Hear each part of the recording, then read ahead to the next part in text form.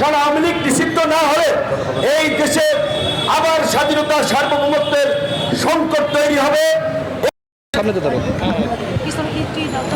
গত কয়েকদিন ধরেই আওয়ামী লীগ নিষিদ্ধের দাবিতে ছাত্র জনতা সহ বিভিন্ন রাজনৈতিক দল নাগরিক সমাজের পক্ষ থেকে রাজপথে কর্মসূচি হচ্ছে। তারই ধারাবাহিকতায় আমরা আজকে এই বিক্ষোভ মিছিল কর্মসূচি আমরা পরিষ্কারভাবেই বলেছিলাম যে 5ই আগস্টের পর থেকে আমরা বারবার বলেছিলাম পৃথিবীর কোনো দেশে গণ অভ্যুত্থান পরবর্তী কিংবা বিপ্লব পরবর্তী ফ্যাসিস্ট শক্তিকে রাজনীতি করতে দেওয়া হয় না। পরাজিতদের স্থান বিজয়ীদের রাজনীতিতে হয় না। এই ফ্যাসিস্ট আওয়ামী লীগ যারা গত 16 বছরে এই দেশের মানুষের উপরে অত্যাচার, নির্যাতন, গুম, খুন, হত্যাযজ্ঞ চালিয়েছে, দেশের টাকা বাইরে পাচার করে দেশের অর্থনীতিকে ফোকলা করেছে এবং সর্বশেষ এই জুলাই আগস্টের গণ অভ্যুত্থানে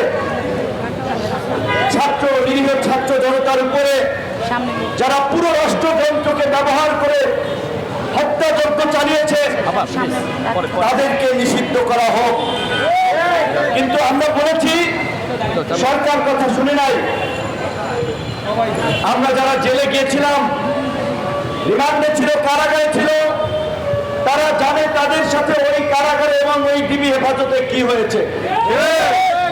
তরুণ তরুণ ছেলেদের ছাত্রদল কিংবা শিবির কিংবা যারা বিভিন্ন শিক্ষা প্রতিষ্ঠানে কিংবা রাজপথে যে উত্তরা, মিরপুর, বাড্ডা বিভিন্ন জায়গায় যারা নেতৃত্ব দিয়েছিল, এই সমস্ত নেতৃত্ব স্থানীয় পর্যায়ের ছেলেদেরকে নির্মমভাবে ঝুলিয়ে পিটিয়েছে, নিষ্ঠুর আচরণ করেছে তাদের সাথে, যা অনেক ক্ষেত্রে বলার মতো না, নিজেরই লজ্জা হয়। সিনিয়র রাজনৈতিক নেতৃত্ব, সাবেক এমপি, মন্ত্রী, নারী, পুরুষ, তাদের সাথে কি বর্বরতা হয়েছে সেটার সাক্ষী আমরা। কিন্তু দুঃখজনক, শুরুর দিকে বিশেষ করে ডিবির দায়িত্বে ছিলেন রেজাউল করিম, তাকে ধন্যবাদ জানাতে হয়, তার একটা সক্রিয় রোল ছিল। আমি বলবো পুরো পুলিশ প্রশাসনের চেয়ে ডিবির রেজাউল করিমের নেতৃত্বে ডিবি সক্রিয় ছিল। কিছু ফ্যাসিবাদের দোষর এই আওয়ামী লীগ নেতা থেকে শুরু করে প্রশাসনের মধ্যে যারা দুর্বৃত্তায়ন করেছিল তাদের বিরুদ্ধে কিছু শক্ত পদক্ষেপ নেওয়া হয়েছিল। যে পদক্ষেপ এবং যে ভূমিকায় থাকা উচিত ছিল সেই সময় বিএনপি এবং পুলিশ প্রধানের, কিন্তু সেই সময় আমরা দেখি নাই। পুলিশ প্রধান বিএনপি প্রধানকে চেঞ্জ করা হয়েছে, কিন্তু বর্তমানে আমরা আওয়ামী লীগ এবং তার দোষরদের গ্রেপ্তারের দাবিতে খুব বেশি প্রশাসনিক তৎপরতা দেখতে পাচ্ছি না। বরঞ্চ প্রশাসন ওই রাজনৈতিক মামলাবাজির মতো আগের পরিস্থিতির দিকেই চলে গেছে। বিভিন্ন নেতাদের, এমনকি এই তথাকথিত ছাত্র নেতাদের অনেকের হস্তক্ষেপ, পুলিশের এসপি পরিবর্তন হয় তাদের কোথায়, ডিআইজি পরিবর্তন হয় তাদের কোথায়, তো এই প্রশাসন কাজ করবে কিভাবে? তো এই যে একটা প্রবাদ আছে, লোহা গরম থাকতে আঘাত করতে হয়। 5ই আগস্টের পর এই দেশের ছাত্র জনতা আওয়ামী লীগের পতনে যেভাবে 5ই আগস্ট রাজপথে নেমেছিল, ওই দিনে তো জনগণ রায় দিয়েছে আওয়ামী লীগের ঠিকানা এই বাংলায় হবে না।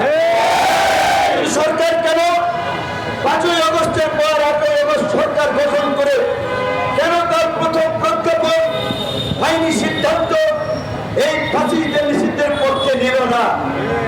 আজকে আমাদের নেতৃত্ব বলেছেন আমরা বিভাজন চাই না, আমরা ঐক্য চাই, এবং সংহতির মধ্যে দিয়ে আগামী বাংলাদেশ বিনির্মাণ করতে চাই। আন্দোলনের জন্মই তো দিয়েছিলাম আমরা। এইখানকার প্রত্যেকটি ছেলে এবং এই যে কয়েকজন নারী নেত্রী দাঁড়িয়েছে, গতকালকেও 2 জনের হাত ভেঙেছে। প্রত্যেকে পুলিশের, ছাত্রলীগ, যুবলীগের আমরা মামলা, নির্যাতনে নিপীড়িত হয়ে গত 7-8 বছর ধরে এই রাজপথে ধারাবাহিকভাবে লড়াই চালিয়েছে।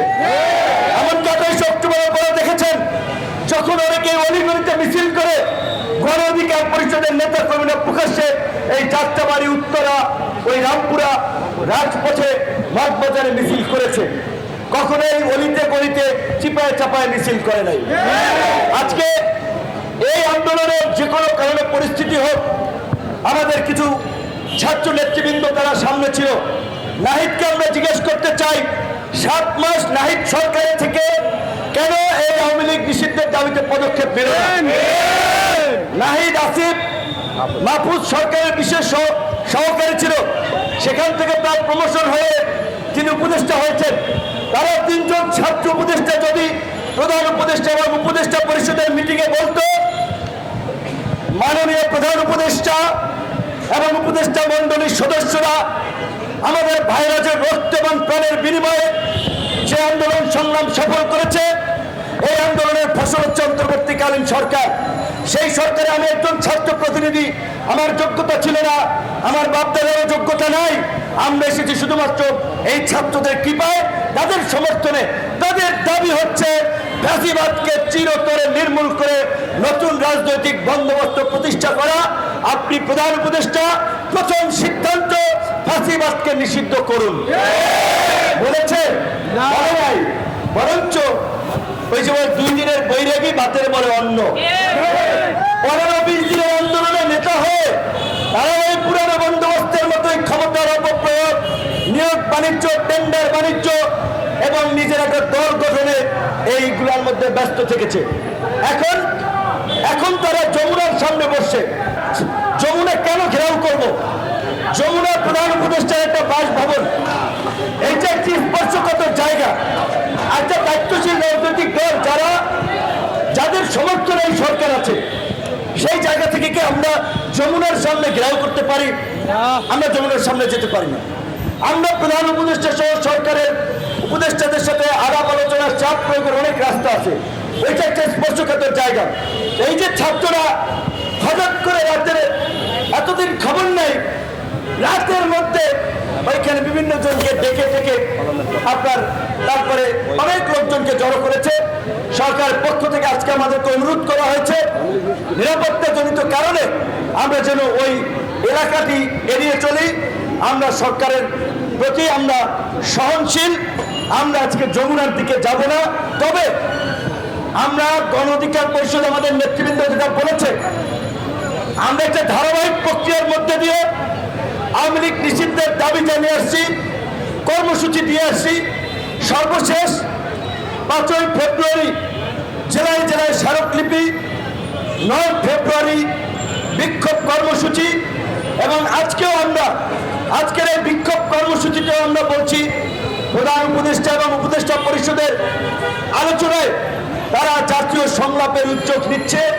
আমরা ইতিবাচকভাবে দেখছি, কিন্তু কথা পরিষ্কার, জাতীয় সংলাপ করেন আর নাই করেন, অনতিবিলম্বে আওয়ামী লীগ নিষিদ্ধের সিদ্ধান্ত আসতে হবে। অন্যথায় আজকে আমরা যমুনা ঘেরাও না করে আপনাদেরকে ছাড় দিচ্ছি, পরবর্তী গণ অধিকার পরিষদের রাজপথের কর্মসূচিতে কোনো ছাড় দেওয়া হবে না। আজকে বরাবরের মতোই যে সমস্ত রাজনৈতিক দল শাহবাগ, ঢাকার বাইরে কর্মসূচি পালন করছে, তাদেরকে আমরা এই কর্মসূচি অব্যাহত রাখার অনুরোধ জানাবো। কারণ আওয়ামী লীগ নিষিদ্ধ না হলে এই দেশে আবার স্বাধীনতা সার্বভৌমত্বের সংকট তৈরি হবে। সবচেয়ে আঘাতটা পড়বে আমাদের বুকে এসে।